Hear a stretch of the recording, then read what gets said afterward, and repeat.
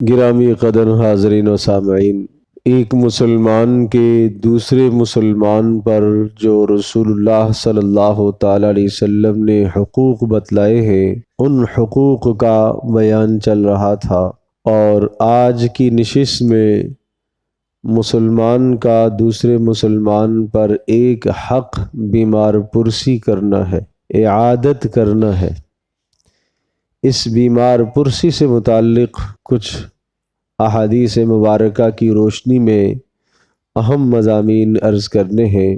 اس مضمون کو ہم 3 حصوں میں تقسیم کرتے ہیں۔ پہلا حصہ بیماری پر ملنے والا اجر کیا ہے، دوسرا حصہ بیماری کے بیمار پرسی کرنے کے آداب کیا ہیں اور فضائل کیا ہیں، اور تیسرا حصہ یہ ہے کہ بیمار کے سامنے کس قسم کے کلمات رسول اللہ صلی اللہ تعالی علیہ وسلم نے کہے ہیں۔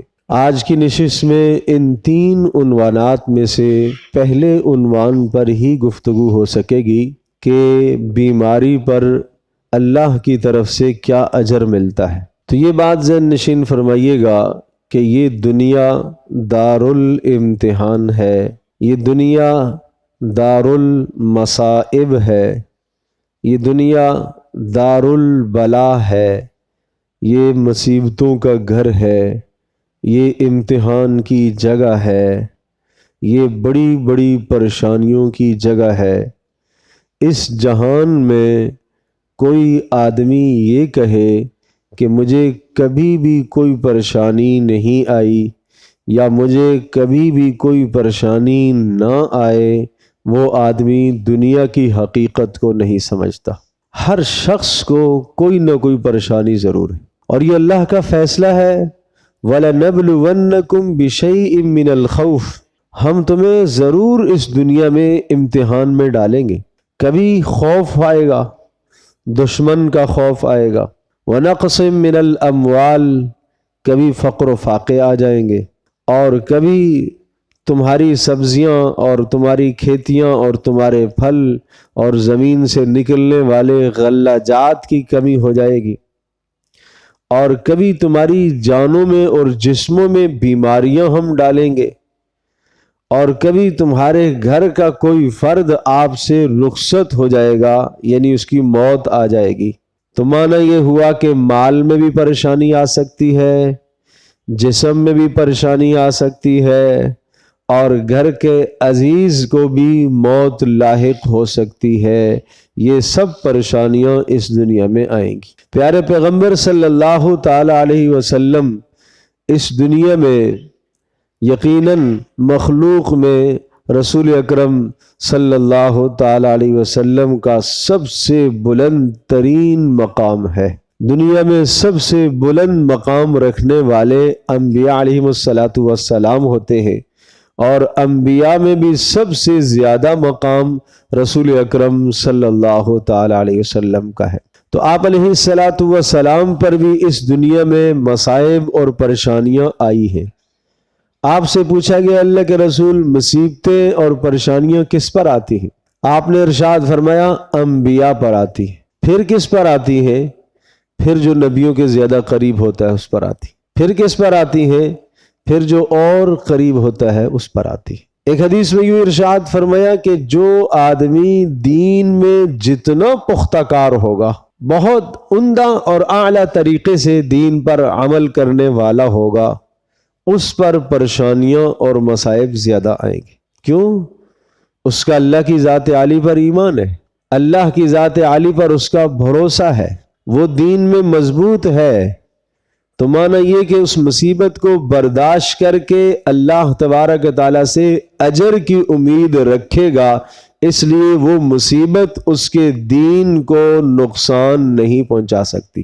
لیکن جو آدمی دین میں بہت زیادہ آگے نہ ہو، کمزور ہو، اس پر مصیبتیں بھی ہلکی آتی، اس لیے ہلکی آتی ہیں کہ کہیں ایسا نہ ہو کہ مصیبت میں جب اسے مبتلا کیا جائے تو چونکہ ایمانی طاقت اس کے پاس نہیں ہے، ایمانی قوت اس کے پاس نہیں ہے تو مصیبت پر کہیں ایسا نہ ہو کہ صبر نہ کر سکے اور بے صبری میں اس کی زبان سے کوئی ایسے الفاظ نکل آئے جن کی وجہ سے ایمان سے ہی نکل جائے۔ تو پتہ چلا کہ مصائب کس پر آتے ہیں؟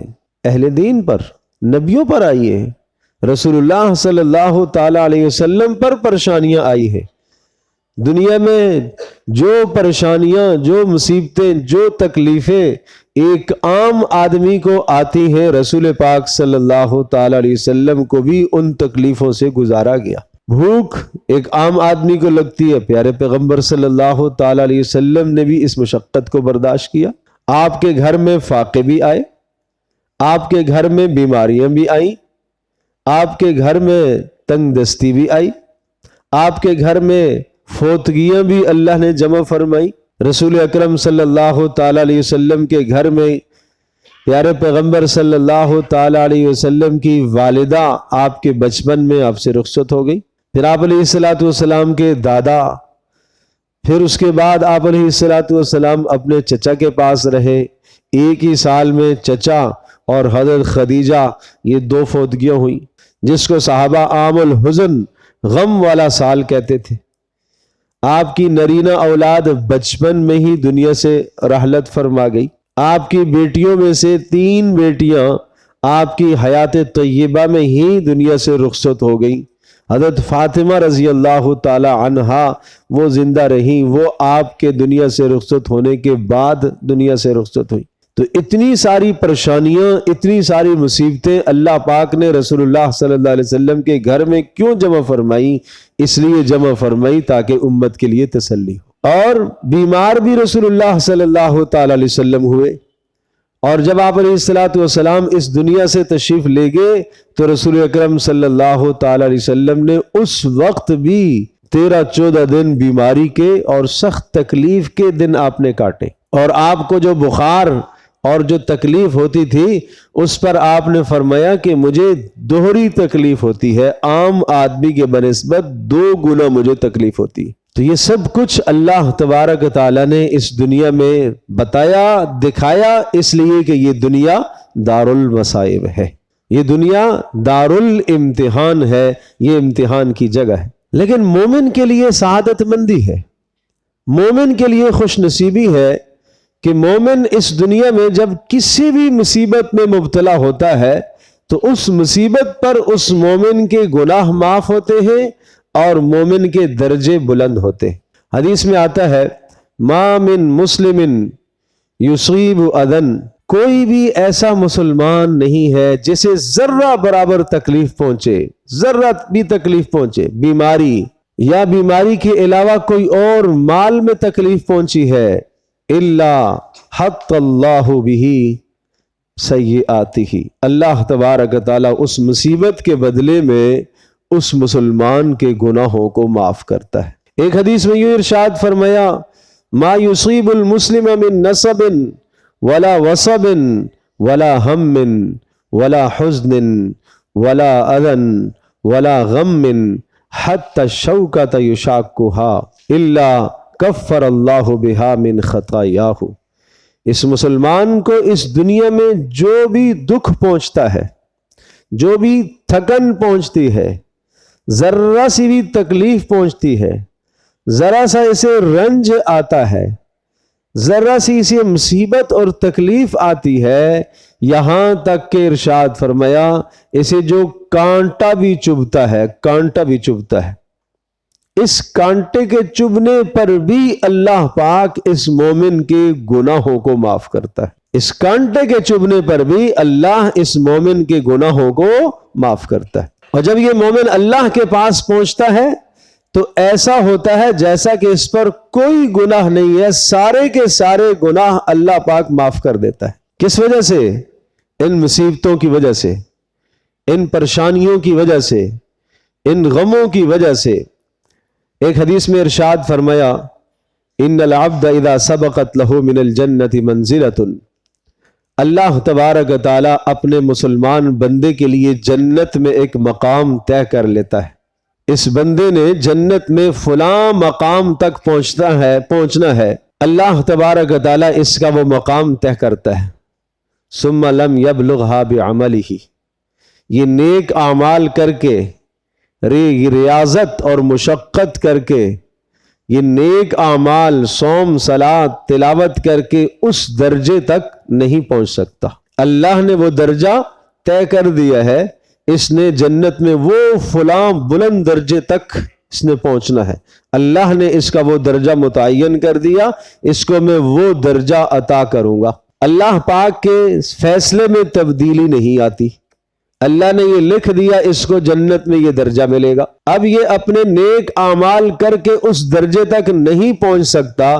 تو ارشاد فرمایا ابتلاہ اللہ فی جسدہ او فی مالہ، اللہ تبارک تعالیٰ اس کے جسم میں کوئی بیماری ڈال دیتا ہے، یا اللہ اس کو کوئی مال کی تکلیف لے آتا ہے، اور ثم صبرہ علی ذالک، اور پھر اللہ اس کو صبر کی بھی توفیق دیتا ہے، یہاں تک کہ اسی مقام پر اللہ اسے پہنچا دیتا ہے جو اللہ نے اس کے لیے طے کیا ہوا تھا۔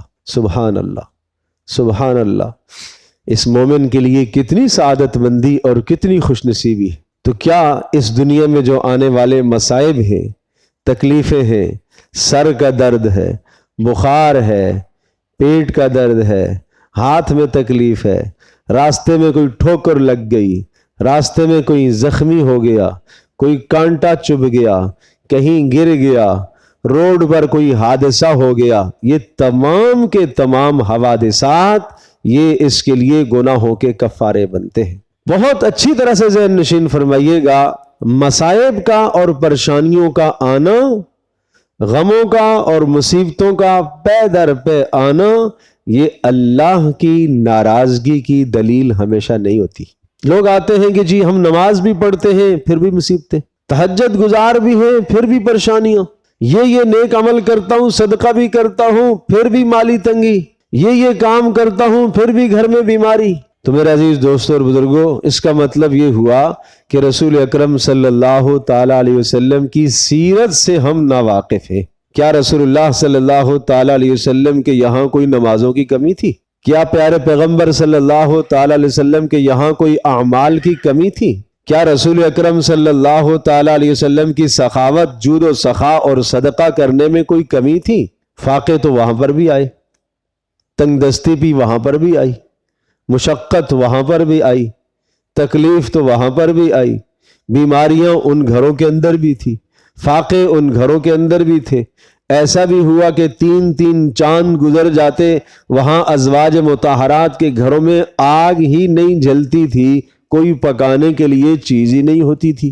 اللہ اکبر۔ تو اس لیے مسلمان کو تو مایوس نہیں ہونا چاہیے، اس کے لیے رسول اکرم صلی اللہ تعالی علیہ وسلم کی مبارک سیرت نمونہ ہے۔ اللہ پاک چاہتا تو رسول اللہ صلی اللہ تعالی علیہ وسلم کو ساری زندگی 63 سالہ زندگی میں آپ کو ایک تکلیف میں بھی مبتلا نہ کرتا، آپ کو کبھی بھی کوئی بیماری نہ آتی، آپ کے سامنے کبھی بھی کسی اپنے عزیز رشتہ دار کا انتقال نہ ہوتا، لیکن سب سے زیادہ فوتگیاں تو ان کے گھر میں جمع ہیں، سب سے زیادہ مصائب تو رسول اللہ صلی اللہ علیہ وسلم کے گھر میں آئے۔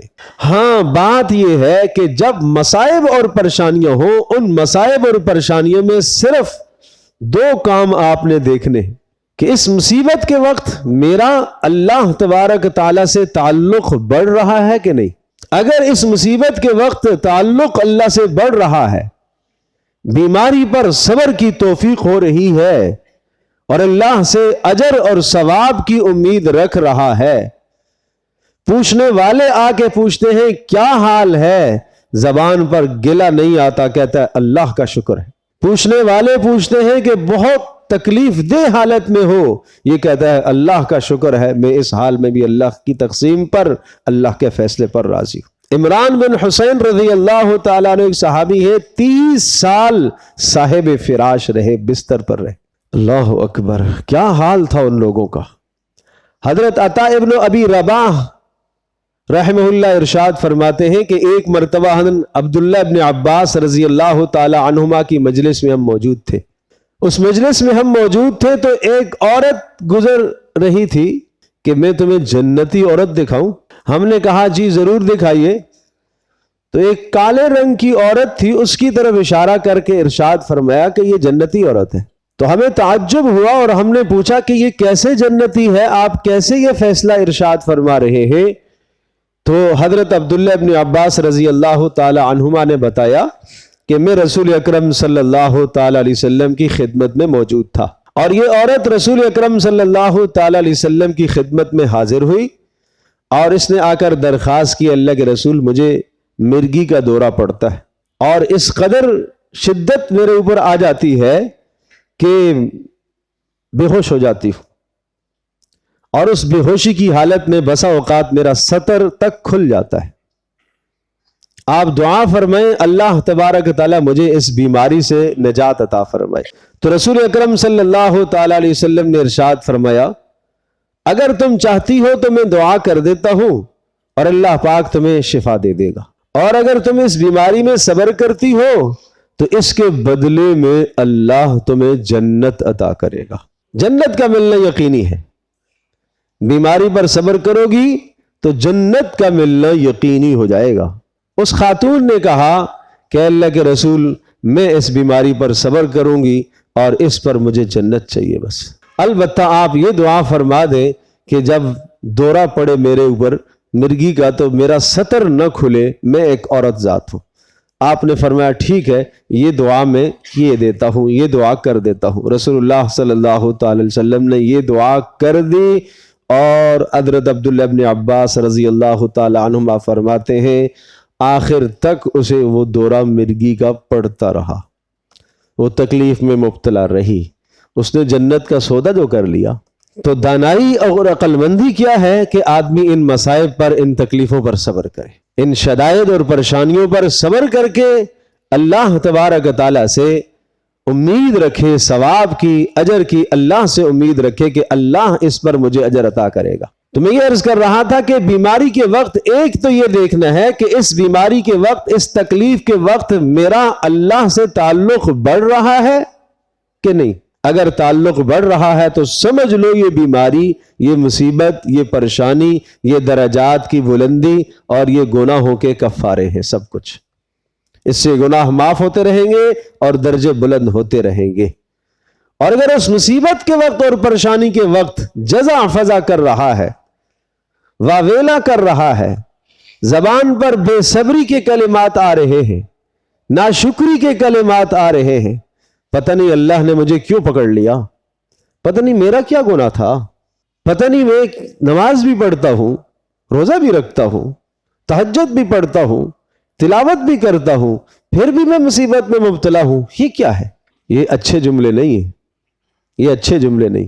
اگر آدمی کی جزع فضا اس طرح ہو، شور اور واویلا کر رہا ہو اور زبان سے ناشکری کے کلمات نکل رہے ہوں تو پھر یہ بیماری، یہ مصیبت، یہ عذاب کی شکل ہے۔ تو بیماری تو آئی ہے گناہوں کا کفارہ بننے کے لیے، بیماری تو آئی ہے درجات کی بلندی کا ذریعہ بننے کے لیے۔ پیارے پیغمبر صلی اللہ تعالی علیہ وسلم نے تو ایک دن کے بخار پر 1 سال کے گناہوں کا کفارہ بتایا ہے۔ ایک دن کا بخار 1 سال کے گناہوں کا کفارہ۔ لیکن کاش مومن صبر تو کرے۔ یہ اس کا یہ معنی ہرگز نہیں ہے کہ آپ بیماری میں دوا استعمال نہ کریں، آپ اس بیماری کو دور کرنے کی تدبیر ضرور فرمائیں۔ بیماری کو دور کرنے کی تدبیر کرنا یہ بھی رسول اللہ صلی اللہ تعالی وسلم کی سنت ہے۔ لیکن اگر بیماری کو دور کرنے کی آپ تدبیر اختیار کرتے ہیں تو اس تدبیر میں بھی سنت کی نیت کیجئے۔ پہلے اپنے اللہ کی طرف متوجہ ہو جائیے، اے اللہ تو بڑا کریم ہے، اے اللہ تو بڑا مہربان ہے، اے اللہ تو جانتا ہے میرے گناہ ہیں، اے اللہ تو نے یہ بیماری اس لیے بھیجی ہے تاکہ میرے گناہوں کا کفارہ بن جائے، اے اللہ تو میرے اوپر اپنا کرم، اپنا فضل، اپنا احسان نازل فرما، میرے گناہ کو معاف کر کے اے اللہ مجھے اس بیماری سے عافیت عطا فرما۔ یہ دعا مانگو، اللہ سے عافیت کی دعا مانگو۔ رسول اللہ صلی اللہ تعالی علیہ وسلم نے عافیت کی دعا سکھائی ہے۔ حضرت عباس رضی اللہ تعالی عنہ آپ کے چچا، انہوں نے کہا اللہ کے رسول آپ مجھے دعا سکھائیے۔ آپ نے فرمایا اللہ تبارک تعالیٰ سے عافیت کی دعا مانگا کرو۔ دوسرے دن پھر کہا مجھے آپ کچھ دعا سکھائیے۔ کہا اپنے اللہ پاک سے عافیت کی دعا مانگا کرو۔ تیسرے دن پھر ارشاد فرمایا مجھے کوئی دعا سکھائیے۔ رسول اکرم صلی اللہ علیہ وسلم نے ارشاد فرمایا یا عم رسول اللہ، اے اللہ کے رسول کے چچا، اللہ سے عافیت مانگا کرو، عافیت سے بڑھ کر کوئی بڑی دعا نہیں ہے۔ تو ہم بھی مانگیں گے نا، اللہم انا نسألک العافیت فی الدنیا والآخرہ، اے اللہ ہمیں دنیا اور آخرت کی عافیت عطا فرما۔ عافیت کا مطلب صحت بھی ہے، عافیت کا مطلب رزق کی فراوانی بھی ہے، عافیت کا مطلب نیک صالح اولاد ہے، عافیت کا مطلب نیک صالح بیوی ہے، عافیت کا مطلب دنیا میں نیک نامی اور عزت ہے، عافیت کا مطلب سلامتی ہے، عافیت کا مطلب معذور نہ ہونا ہے، اللہ معذوری سے انسان کو محفوظ فرمائے، یہ سب عافیت ہے۔ ربنا آتنا فی الدنیا حسنہ وفی الآخرۃ حسنہ وقنا عذاب النار، بڑی جامع دعا ہے۔ اے اللہ ہمیں دنیا میں بھی بھلائی عطا فرما، یہ دنیا میں عافیت کی دعا ہے۔ وفی الآخرۃ حسنہ، اور آخرت میں بھی ہمیں بھلائی عطا فرما، وقنا عذاب النار، اے اللہ ہمیں دوزخ کے عذاب سے محفوظ کر لے۔ اللہ سے بیماری نہ مانگو، پریشانی نہ مانگو، عافیت مانگا کرو۔ عافیت کا حکم ہے، اللہ سے عافیت مانگا کرو، لیکن جب پریشانی اگر کوئی آ ہی گئی تو آپ سمجھو کہ اس پریشانی کے بدلے میں اللہ میرے گناہوں کو معاف کرے گا اور اللہ تبارک تعالیٰ میرے درجوں کو بلند کرے گا، بس یہ یقین رکھا کرو۔ تو رسول اکرم صلی اللہ تعالیٰ علیہ وسلم نے یہ بھی ارشاد فرمایا اہل العافیہ، قیامت کے دن وہ لوگ جن پر زندگی بھر کوئی پریشانی نہیں آئی، جن کے پاس پریشانیاں بہت تھوڑی آئی ہیں، عافیت کے ساتھ زندگی گزری ہے، تو جب اللہ پاک قیامت کے دن اہل مصائب، جن پر غم آئے، جن پر پریشانیاں آئیں، جن پر مصیبتیں اور بیماریاں آئیں، جب اللہ پاک انہیں اجر عطا کرے گا تو یہ وہ لوگ جو عافیت میں دنیا میں مزے سے جنہوں نے زندگی گزاری، یہ تمنائیں کریں گے، کیا کہیں گے؟ لو ان جلودہم کانت قرزت، کاش کہ دنیا میں ہماری کھالوں کو قینچیوں سے چیر دیا جاتا اور ہم صبر کرتے اور آج ہمیں اس پر اجر ملتا۔ تمہیں کیا پتا کتنا اجر ہے آخر میں؟ یہ تمنائیں کریں گے ہائے کاش دنیا میں ہمارے جسموں کو قینچیوں سے چیر دیا جاتا اور ہم صبر کرتے اور آج ہم اجر پاتے۔ اتنا اللہ نے اجر عطا کر کے رکھا ہے، اتنا اجر طے کر کے رکھا ہے مصائب پر صبر کرنے والوں کے لیے۔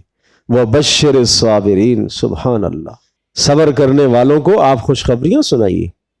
مصیبت آتی ہے کہتے ہیں اِنَّا لِلَّهِ وَإِنَّا إِلَيْهِ راجعون کہتے ہیں۔ رسول اللہ صلی اللہ تعالیٰ علیہ وسلم، حضرت عائشہ رضی اللہ تعالیٰ عنہ فرماتی ہیں کہ گھر میں اگر چراغ بجھ جاتا اس پر بھی اِنَّا لِلَّهِ وَإِنَّا إِلَيْهِ راجعون پڑھتے تھے۔ یہ صرف مردے کے ساتھ خاص نہیں ہے، یہ ہر تکلیف کے ساتھ ہے۔ لیکن یاد رکھیے گا کہ جب بھی مصیبت آئے تو فوری انسان کو اللہ کی طرف رجوع کرنا چاہیے۔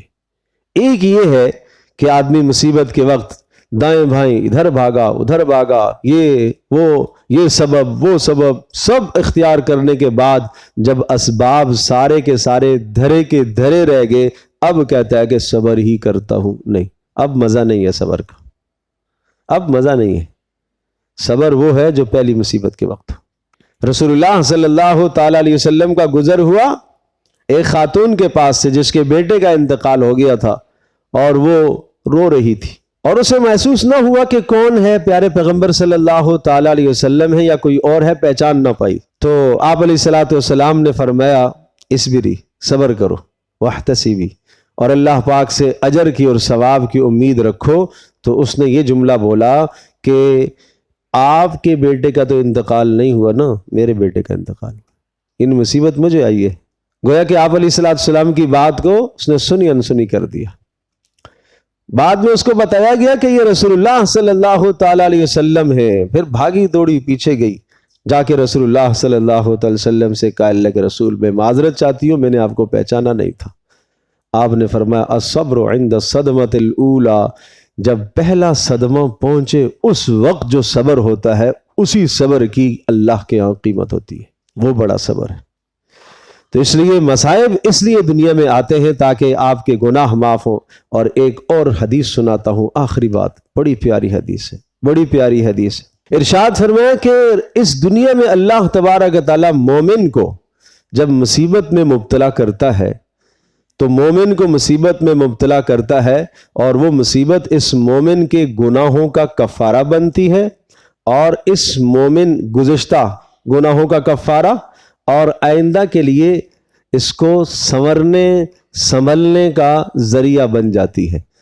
واعظ کا آئندہ یہ حساس زندگی گزارتا ہے۔ جیسے مصیبت سے نکلا تو آدمی نیت کرتا ہے اگر میں ٹھیک ہو گیا نا، اس کے بعد صحیح زندگی گزاروں گا، اس کے بعد اللہ کی نافرمانی نہیں کروں گا۔ تو اگر اس مصیبت کے بعد اس کی زندگی بدل گئی ہے تو یہ سمجھ لو کہ یہ مومن کامل آدمی ہے۔ لیکن فرمایا منافق، اس کی حالت کیا ہوتی ہے کہ جب وہ مصیبت میں گرفتار ہوتا ہے تو مصیبت سے نکلنے کے بعد بھی وہی پرانی حرکتیں کرتا ہے جو پہلے تھی۔ اس کی مثال اس اونٹ کی سی ہے جس کو مالک نے باندھ دیا، اور نہیں معلوم اونٹ کو کہ مجھے مالک نے کیوں باندھا ہے، کیوں سزا دی ہے، اور کیوں اسے آزاد کیا ہے، اسے نہیں پتا، کیونکہ اونٹ تو اونٹ ہے، اسے کیا معلوم۔ تو یہ منافق جس کو مصیبت میں اللہ نے ڈالا ہے، اسے نہیں معلوم کہ مصیبت کیوں آئی ہے، مصیبت سے نکلنے کے بعد بھی واپس اسی پرانے ڈگر پر، پرانے گناہوں پر اور اسی نافرمانی پر چل کے زندگی گزار رہا ہے، یہ منافق ہے۔ اور مومن، اس کی زندگی بدل جاتی ہے۔ تو آئیے ہم اپنی زندگی کا احتساب کریں، ہم اپنی زندگیوں کو بدلنے کی کوشش کریں، مصائب اور پریشانیوں کے بعد اپنی زندگیوں کو بدلنے کی کوشش کریں کہ مصائب اور پریشانی کے بعد زندگی کا بدل جانا، اللہ کی طرف رجوع ہو جانا، یہ مومن کامل کی نشانی ہے، مومن کامل کی نشانی ہے۔ اور ایک حدیث میں ارشاد فرمایا مومن کی مثال تو اس نرم و نازک پودے کی سی ہے، یوں ہوا آئی پودا ادھر لیٹ گیا، ادھر سے ہوا آئی پھر سیدھا کھڑا ہو گیا، یوں مصیبتیں آتی رہتی ہیں، اس کے ساتھ کھیلتی رہتی ہیں، گناہوں کے کفارے بنتے رہتے ہیں یہاں تک کہ دنیا سے چلا جاتا ہے۔ اور منافق کی مثال صنوبر کے درخت کی سی ہے جو مضبوط ہوتا ہے زمین میں، اور ہوا اس کا کچھ نہیں بگاڑتی، یہاں تک کہ ایک دن تیز و تند طوفان آتا ہے تو اس کو جڑ سے اکھیڑ کے پھینک دیتی ہے۔ معنی یہ کہ منافق کی موت اس طرح سے پھر آ جاتی ہے، اسے توبہ کی بھی توفیق نہیں ملتی۔ اللہ ہماری حفاظت فرمائے، اللہ ہماری حفاظت فرمائے، اللہ ہماری مصائب کو، ہماری پریشانیوں کو، ہماری بیماریوں کو، ہمارے دکھوں کو، ہماری تکلیفوں کو اللہ تبارک تعالیٰ گناہوں کا کفارہ بنائے اور درجات کی بلندی کا ذریعہ بنائے، اور اللہ تبارک تعالیٰ ہم سب کو عافیت والی زندگی عطا فرمائے، اور جب مصیبت آ جائے تو اللہ ہمیں صبر کی توفیق عطا فرمائے۔ وآخر دعوانا الحمدللہ۔